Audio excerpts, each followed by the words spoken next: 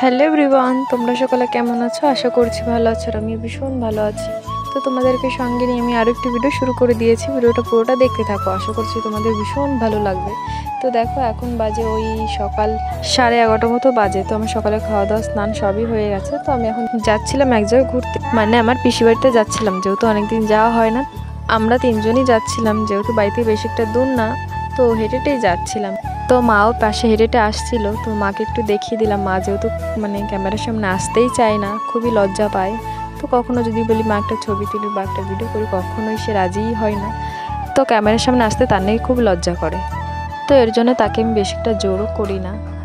তো সে যাই হোক, পিসি বাড়ি থেকে বাড়ি চলে এসেছি। তো বাড়ি আস্তে আস্তে আমার ভীষণই খিদে পেয়ে গেছে। তো দেখলাম মা নাড়ু বানিয়েছিল পুজোর সময়, তো সেটাই দুটো নিয়ে চলে এসেছি। মানে নারকেলের নাড়ু, নারকেল দিয়ে চিনি দিয়ে বানিয়েছে।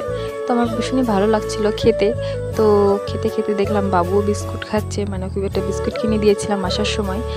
ও তো সেটা খেতেই ব্যস্ত, দেখো কেমন নাচও করছে। তো তারপর ওকে বলছিলাম যে নাও তুমি একটা খাও। তো ও তো খেতেই চায় না, মিষ্টি জিনিস যেহেতু মানে অপছন্দ, তো তো খাইনি। তো তারপর আমি একাই খাচ্ছিলাম। তো তারপর দেখি দিদাও পাশ দিয়ে হেঁটে বেড়াচ্ছে, মানে একটু বিকাল বিকাল হয়ে গেছে, তো একটু হাঁটছিল। তো তারপরে তোমাদেরকে একটু দেখিয়ে দিলাম মানে আমার দিদাকে। তো দিদারও শরীরটা তেমন একটা ভালো না, মানে ঠান্ডা লেগেছে, জ্বর হয়েছে, তার জন্য চোখ মুখ কেমন ফোলা ফোলা লাগছে। তো তারপর দেখো, আমার তো ভীষণই খিদে পেয়ে গেছে, তোমাদেরকে তো আগেই বলেছি। নাড়ুকে তাও পেটটা ভরলো না। তো এরপর বোনকে বললাম তুই একটু চাউমিন নিয়ে আয়, তো চাউমিন বানিয়ে দেবো। তো বোন তো চলে গেছিলো দোকানে, তো দোকান থেকে নিয়ে এসেছে। তো তারপর যা যা লাগে সমস্ত কিছু আমি গুছিয়ে নিচ্ছিলাম, যেমন ধরো পেঁয়াজ, লঙ্কা, আরও যা যা লাগে সমস্ত কিছু গুছিয়ে নিয়ে আমি রান্না করতে বসবো। যেহেতু আমি হাতের মাথায় সব কিছু গুছিয়ে নিয়ে রান্না করতে বেশি ভালোবাসি, তো সমস্ত কিছু গোছানো আমার হয়ে গেছে। তো দেখো, ডিম দুটো ফাটিয়ে নিচ্ছিলাম আমি।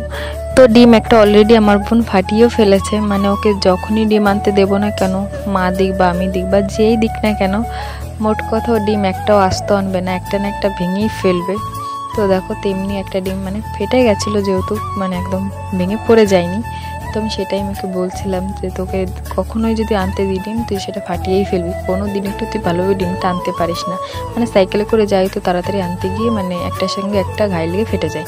তো সে যাই হোক, তো ডিম দুটো ফাটিয়ে নিয়ে একদম বসে পড়েছি। তো ওদিকে আমার মানে কড়াইতে জল গরম হয়ে ফুটছে, আর এদিকে আমি চাউমিনটা প্যাকেটের থেকে বের করে থালায় ঢেলে রাখছি, মানে ছোট ছোট করে ভেঙে। যেহেতু রান্না করতে অনেকটা সুবিধা হবে, যেহেতু এটা কড়াইতে রান্না করব, তো বেশি বড় বড় রাখলে নাড়াতে চাড়াতে খুব অসুবিধা হবে, তো ভালো করে ভাজা যাবে না। তো এর জন্য একটু ছোট ছোট করে নিলে কি হবে বলো তো, রান্না করতে ভাজতে খুবই সুবিধা হবে আমারও। যেহেতু কড়াইতে রান্না করব, তাহলে আমার অনেকটা সুবিধা হবে। তো সেই মতন আমি চাউমিনগুলো ভেঙে নিয়েছি। তো ভাঙার পর আমি জলের মধ্যে দিয়ে দিলাম, মানে যে জলটা গরম হয়ে ফুটছিল সেটার মধ্যে দিয়ে দিয়েছি।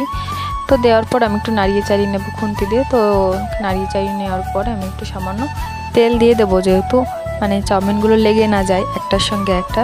তো সামান্য একটু তেল দিলে কী হয় বলো তো, একদম চাউমিনগুলো একদম মানে ঝরঝরে হয়ে যায়। সেটা রান্না করতে মানে বেশ ভালো লাগে, যেহেতু আমি আগে একদমই রান্না করতে পারতাম না, মানে চাউমিনগুলো গায়ের সঙ্গে লেগে যেত। তো তারপর ভাজার সময় একদম মানে গলা গলা হয়ে যেত, মানে খেতেও ভালো লাগতো না, রান্না করতেও ভালো লাগতো না। তো এখন আমি শিখে গেছি আগের থেকে অনেকটা সুন্দর রান্না করতে। তো তোমাদের সঙ্গে কথা বলতে বলতে আমার চাউমিনটা সেদ্ধও হয়ে গেছে, আমি নামিয়েও নিয়েছি। তো এরপর কড়াইতে একটু জল দিয়ে মানে চাউমিনের মধ্যে দিয়ে দেবো জলটা ঢেলে। মানে কড়াইতে কিছু চাউমিন লেগেও রয়েছে, মানে যতটা জল দিয়েছি পুরোটাই টেনে নিয়ে নিয়েছে, একটু কম হয়ে গেছে জল দেওয়া। তো তারপর আমি চাউমিনগুলো একটু গামলায় মানে ঢেলে দিয়েছি।